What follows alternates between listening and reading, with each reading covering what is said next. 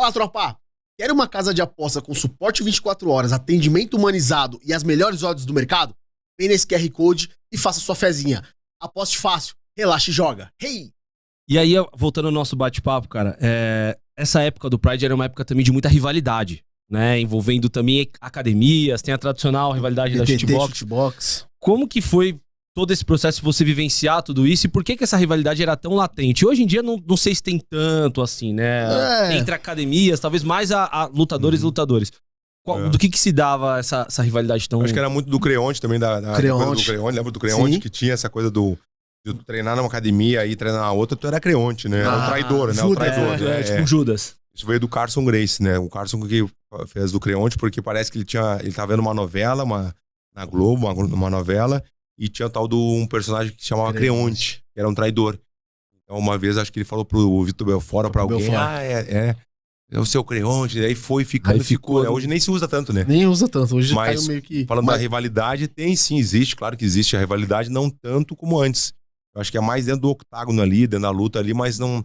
Antigamente era mais, né, a shootbox contra a Brasília Top Team, né? Não podia se trombar, né? Não podia, não, e teve várias... Eu não estava nessa época, na shootbox ainda, eu cheguei depois.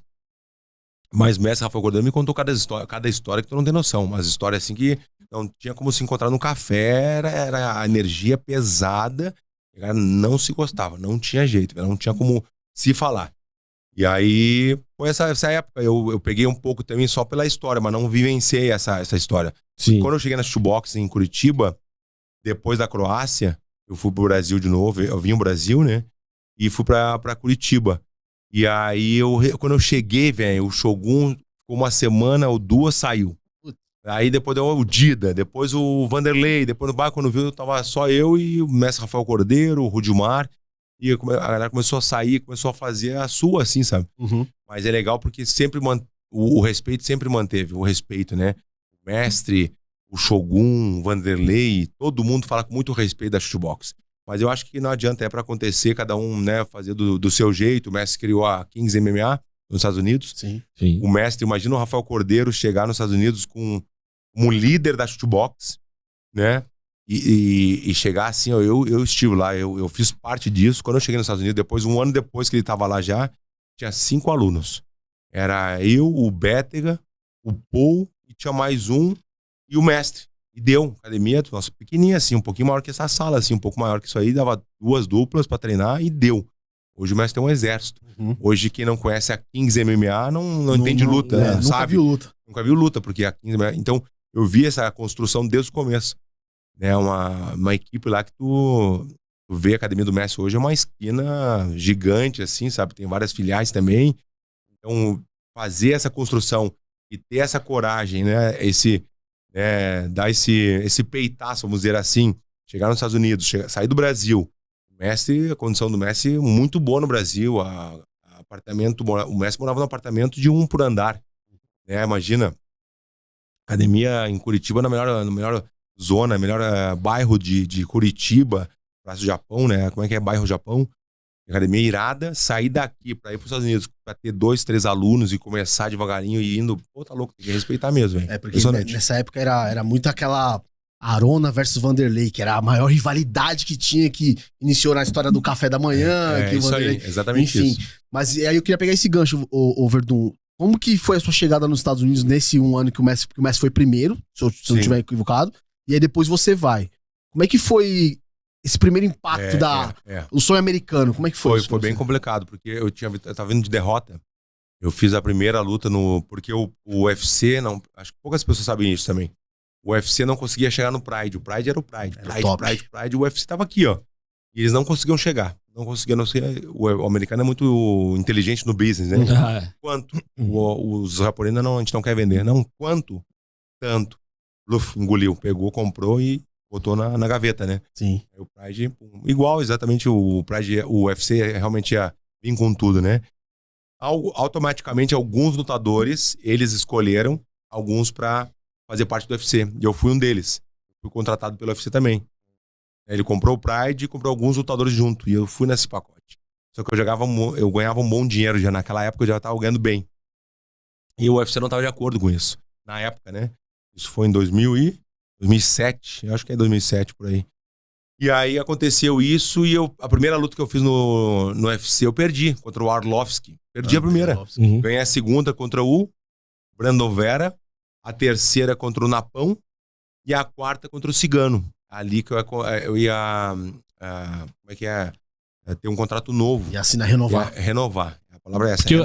Só pra entender, o primeiro contrato geralmente eles testam você mais ou menos. O contrato veio já de lá. Por isso que eles não estavam. Já veio. O que eu ganhava aqui, já ganhava aqui também. Tá. Só absorveram, pegaram do Pride. O mesmo contrato. E era um Só bom que na hora contrato. de renovar, eu ia renovar muito bem. Eu tava vindo bem. Eu perdi a primeira contra o Arlovski, que era ex-campeão. Foi uma luta bem parelha, assim. Foi 2x1, acho que foi 2x1. 2x1 mais ou menos. Vamos lá. Segunda, terceira ganhei. E a quarta, onde ia renovar mesmo, um contrato milionário. Em dó, né? Em dó. É diferente. É diferente. E aí assinar esse contrato, né, dos nossos. E quando eu vi, eu tava todo faceiro, mas ao mesmo tempo que eu tava faceiro, eu entrei na pilha das pessoas de volta. Isso que eu perguntava. Não, tem que fazer mais barulho, tem que falar mais besteira, então não sei o que. Eu comecei a entrar na pilha dos outros. E aí comecei a falar umas besteiras. Não, cigano, eu luto com cigano, luto com o Brock Lesnar e com todo mundo na mesma noite. Então a prepotência veio e não era eu.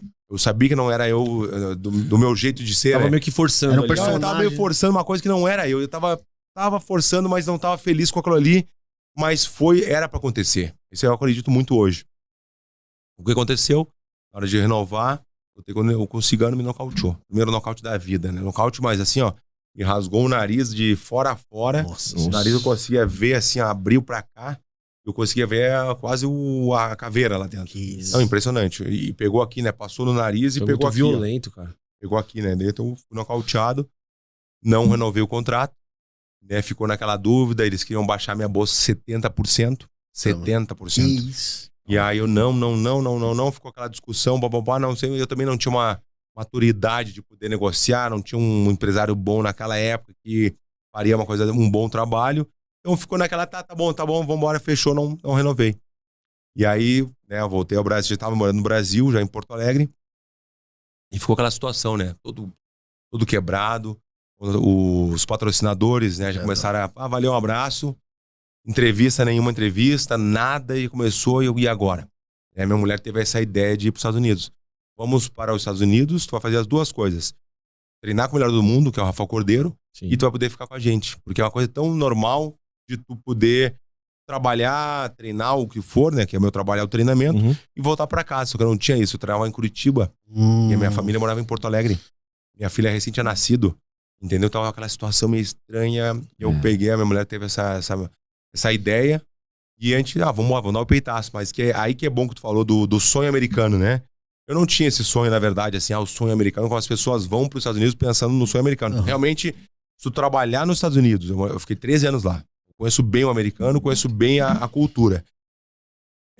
Se tu trabalhar, fizer a coisa certa, tu vai te dar bem. Com certeza, 3, 4 meses, no máximo 6 meses, com a papelada direitinho, já comprou o carrão. Já comprou Mercedes, uma BMW, legal.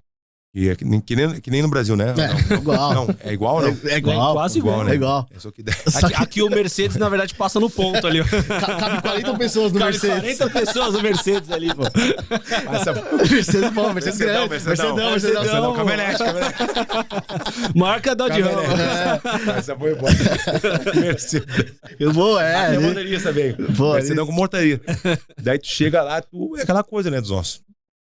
Eu tinha uma reserva ali naquele momento ali, mas eu tava desempregado. Não tinha Só saída, né? Só saía. E aí passou 1 mês, 2 meses, e a gente foi num evento, tal evento. Não, muito obrigado, que eu tava vindo de derrota, todo mundo tinha visto. Outro evento, muito obrigado. Obrigado. Então, vários, mas não era direto, né? Não era porta na cara, né? E aí teve um evento que me aceitou, que foi o Strike Force. E daí foi o Scott Coker, né? Gosto de falar do Scott Coker, era o presidente, né? É um cara que foi, assim, muito importante na minha carreira, ele me ajudou muito. O Scott Coker, ele me aceitou, só que a bolsa realmente era muito baixa também, né? De 100 e poucos mil dólares, 150, 160, depende dos patrocínios, de tudo, 25 pila. É um dinheiro bom, claro que sim, mas naquela época, aquela coisa em dólar... Porque o custo que você tinha também, fazer um custo em dólar também, né? Sim, E aí começou e eu aceitei. E aí aceitei, eu fiquei 1 ano e meio treinando sem contrato. 0 contrato. Daí aceitei o contrato do Strike Force. Fiz a primeira, a segunda. Primeira contra o Mike Rousseau. E foi engraçado que o Mike Rousseau... era Mike Rousseau, acho que era Mike Rousseau. Eu lutei com ele a primeira vez. Mike Caio a primeira vez no Strike Force. E foi engraçado porque é umas coisas que acontecem, né? Eu tô lá em São José, na Califórnia, onde ia ser a luta. E aí, quando eu vi, encontrei o cara esse, pô, e aí dos nossos, como é que tu tá, papai? Eu falei, pô, e aí dos nossos, você tá fazendo o que aí? Ele me olhou assim, como assim, Verdun? Tá louco? Pô, e aí, fala, porque eu fiquei com ele, com esse cara aí de treinar junto com o Mirko Crocop. O Mirko contratava muita gente, contratou esse Mike Caio pra treinar junto também na parte de pé, né? Que ele fazia Muay Thai. E a gente ficou durante 2 meses ou 3, quase 3 meses, morando no mesmo apartamento. Caramba! Eu, ele, mais o Igor Pokraetz, lá da Croácia. E aí moramos junto, aquela coisa, treinava junto, mas tinha um rango junto, dormia não. Lá ele. E aí, foi legal, mas daí quando eu encontrei o cara depois de muitos anos, e aí, tu sócio, como é que tu tá? Aquela coisa assim, eu disse, pô, Verdun, e aí, tu sócio, o que tá fazendo aí? Ele fez assim, como assim, Verdun, tá louco? Eu, não, vai, e aí? Verdun, vou lutar contigo amanhã, Verdun. Não lembrava do cara. Lucas, eu não lembrava do cara, não lembrava. Cara. E eu falei, pô, então, velho, boa sorte. Valeu, olha só. Que vença o melhor, que seja eu. Reza pela gente. Reza pela gente só. Pô, daí não, e quando viu lá, finalizei na guilhotina. Especialidade da casa, né? Da casa, peguei na guilhotina, legal. Aí lutei a segunda com o Napão, e aí que veio a grande glória, que foi contra o Fedor, né? Bota mais um aí, bota mais uma vítima com o Fedor. A ideia era essa, né, do evento. Carne assada, né, Verdun? Não, bota. Ninguém queria lutar com ele, ninguém. Todo mundo ofereceu, como é que é o nome do cara? O Mike também, era Mike também, o que organizava as lutas. Eu falei, Verdun, ninguém quer lutar contra o Fedor. Tu quer? Eu falei, opa, mas na hora, é o que eu mais quero. Eu olhava o Fedor direto, imagina o Fedor melhor do mundo. Sim. Uma vez lá atrás também, quando o Fedor lutou com o Minotauro no Pride, eu tava assistindo. Mirko, eu não tava lutando, eu tava assistindo. E aí tava eu e meu irmão, assim, né? E eu me lembro direitinho da cena, assim, aquele negócio lotado, assim, muito legal. E o Fedor espancando, amassando o Minotauro daquele jeito. E eu, aí meu irmão me tocou assim, falou assim, Fabrício, tu vai ganhar dele. Falei, será? Que previsão. Falei, será, Felipe? Tenho certeza. É dele. Dito e feito.